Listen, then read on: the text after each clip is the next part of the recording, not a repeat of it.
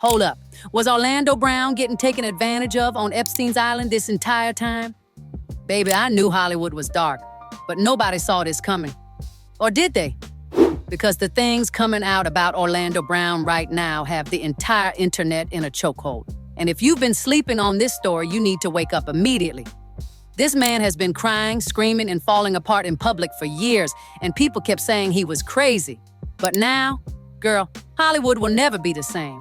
Now you've probably been on the internet long enough to know that Hollywood has a very dark history with child stars. And even though people love to write it off as conspiracy, it seems like there might be some truth to it. Says because the list of kids who went into that industry bright-eyed and came out completely broken is way too long to ignore. Before Hollywood gets a hold of these children, they're talented, they're promising, they're full of life. After, a lot of them end up on the wrong side of a mugshot or a morgue or a viral breakdown video. And mind you, this pattern has been going on for decades. Jeffrey Epstein's Island, Little St. James, is by now one of the most infamous places in the world. A private island where some of the most powerful men alive allegedly flew in to do unspeakable things to young people. The client list is real. The flights are documented. The victims have come forward. And now people are asking a new question. Which child stars were brought into that world before they even knew what was happening to them? Orlando Brown has been talking about something he calls Panda eyes for years now. He describes it as a mark, a sign, a bruise pattern that shows up on child performers who have been mistreated by industry elites. Holding a teddy bear, and the teddy bear is basically dressed in BDSM. You know, it has, like the leather straps on the teddy bear, and they got that stuff. Okay, so bullshit. And everybody was kind of calling them like Satan worshipers, and that they were trying to everybody was kind of saying that they were kind of Satan worshipers, and that they were condoning exploitation with dressed like this. And the thing about it is like the thing like this, bro, is like this, man. Like, so you ever heard of Panda? Like I was telling you, Panda. So you got Panda Panda is a secret code for a certain thing. And so when it comes down to that certain thing, it's so what it is you basically have a certain nerve in your rectum, and if you touch that nerve, you can turn a person into an animal. You can turn a person into whatever you want them to be if you just hold them down. So pretty much when you see black eyes like Blueface and shit like that, he got beat up, but he didn't get beat up where you thought he got beat up. He got beat up somewhere else. Okay? And so the eyes come out and they call them panda eyes. And they do this so you see people with these cigars, and they're all these big celebrities, they all have the cigar in common. That's that big ass thing between their legs that they're sticking in. And it's one big society of it. People laughed at him. People posted the clips as memes. But now, they're going back and watching those interviews with very different eyes. And Orlando Brown is not the only one who has been saying this. He's just one of the only ones still alive and talking. And Orlando Brown? He has been screaming about all of this for years. Nobody listened. Until now. So, now let's get into exactly what he said. Because, girl, it is a lot. Now, as most of y'all already know by now, a video of Orlando Brown breaking down in tears has been making the rounds, and the things he said in that interview had the entire internet shook. We're talking full tears, voice cracking, hands shaking. This was not a man performing for cameras. This was a man who looked like he had been carrying something unbearable for a very long time and finally let it go in front of the world. Last one. He does this all the time and people book him just to get their views up. This man is highly intelligent and he knows what he's doing every step of the way. He's a mastermind on the low, executing his moves with flawless precision.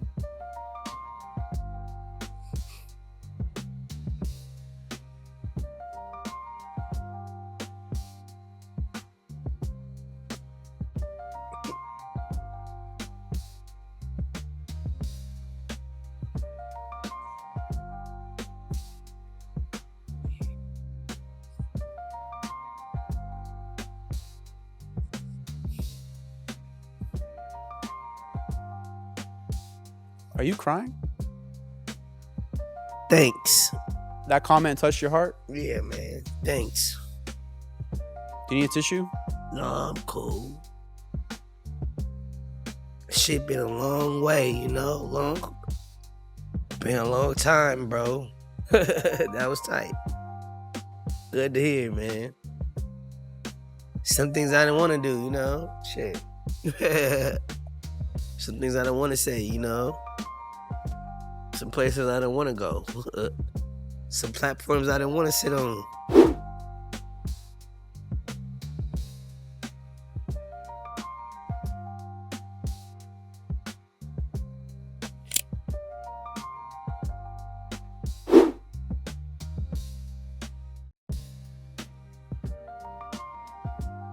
Black eyes, like Blueface and, you know, shit like that. He got beat up, but he didn't get beat up where you thought he got beat up. He got beat up somewhere else, okay? And so the eyes come out, and they call them Panda eyes. And they do this to, and when it comes down to the selling of the, they're shipping and trafficking and people, adults, the moms, the dads, right there on Target commercials, right there on Walmart commercials. And you're looking at the people that are missing, and they're smiling like they're happy, but they're going back to hell. And that's really what it is.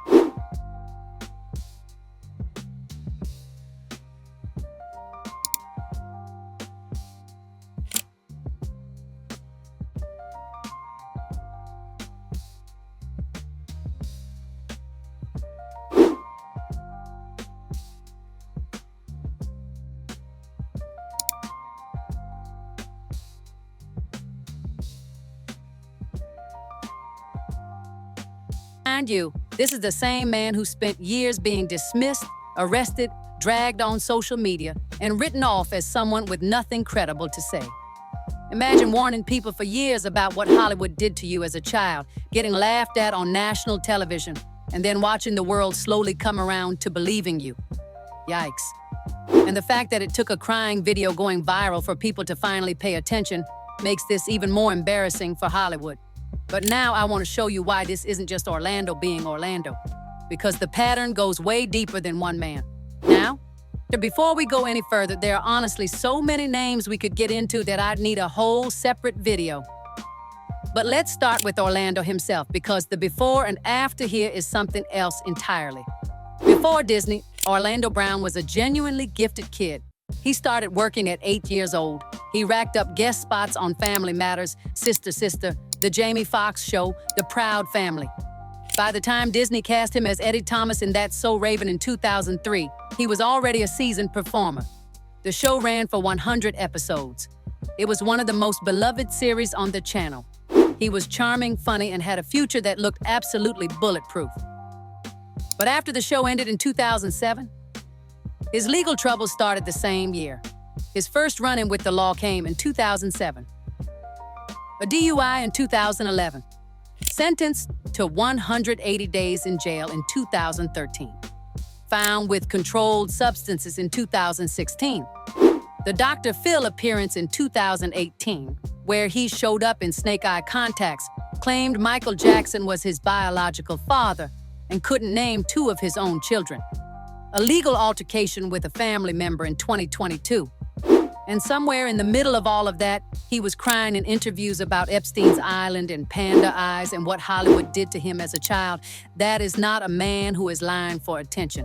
That is a man who is shattered.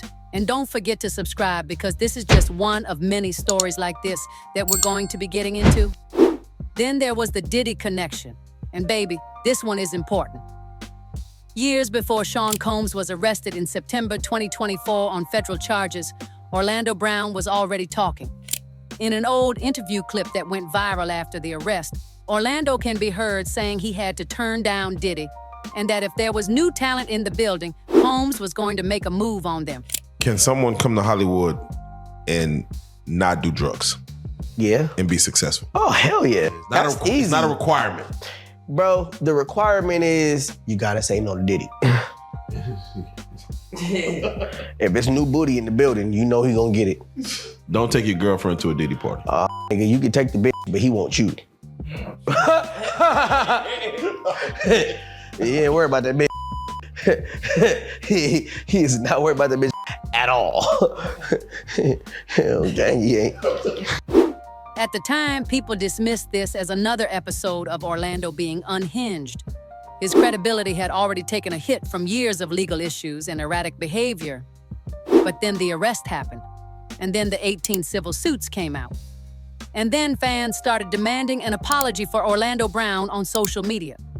Hell, even people who had been mocking him for years had to sit with the possibility that he was telling the truth all along. Mind you, Orlando also later called Diddy one of his best friends and tried to downplay the whole situation. Cool, great. Have you met Diddy? Yeah. Uh-oh. What was that look?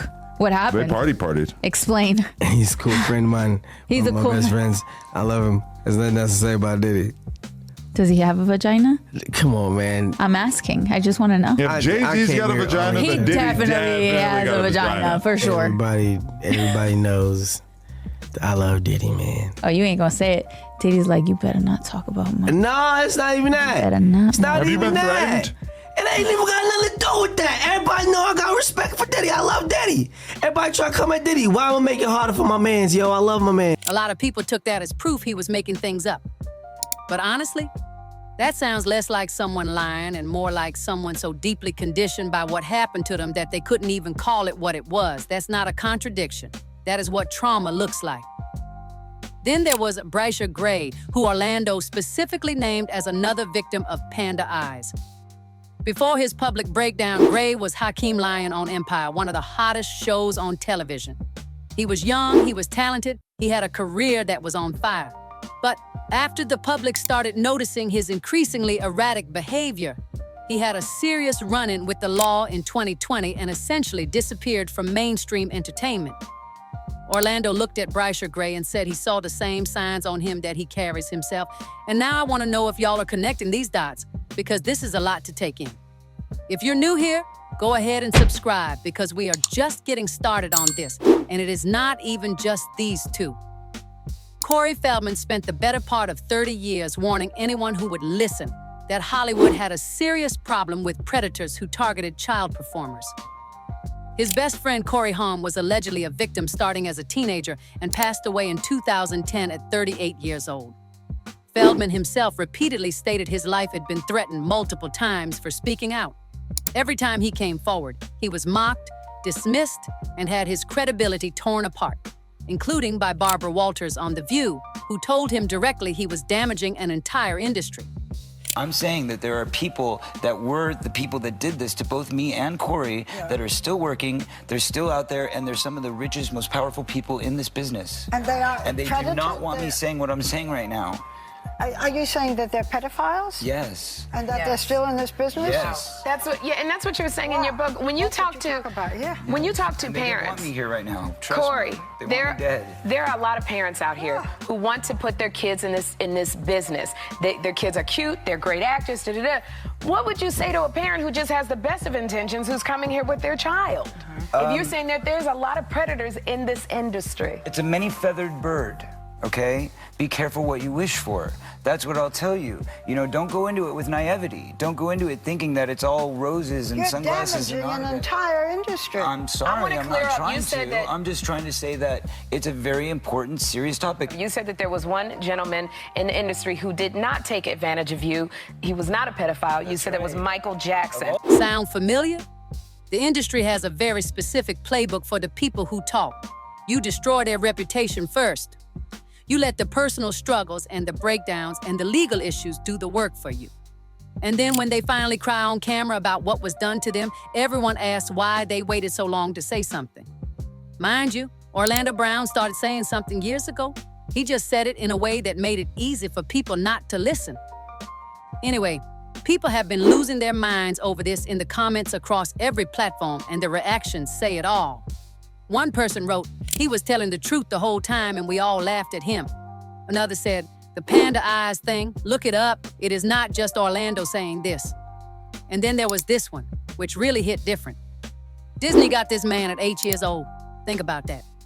Now it is safe to say that what Orlando Brown has been screaming about for years was not just the substances talking, and that is a terrifying thing to sit with.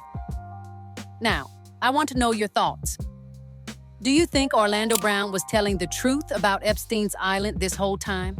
And do you think Hollywood is finally going to have to answer for what it did to these kids? Subscribe if you haven't already, because we will absolutely be doing a full, deep dive into this. Let me know your thoughts in the comment section below. And don't forget to click here to watch this other messy video.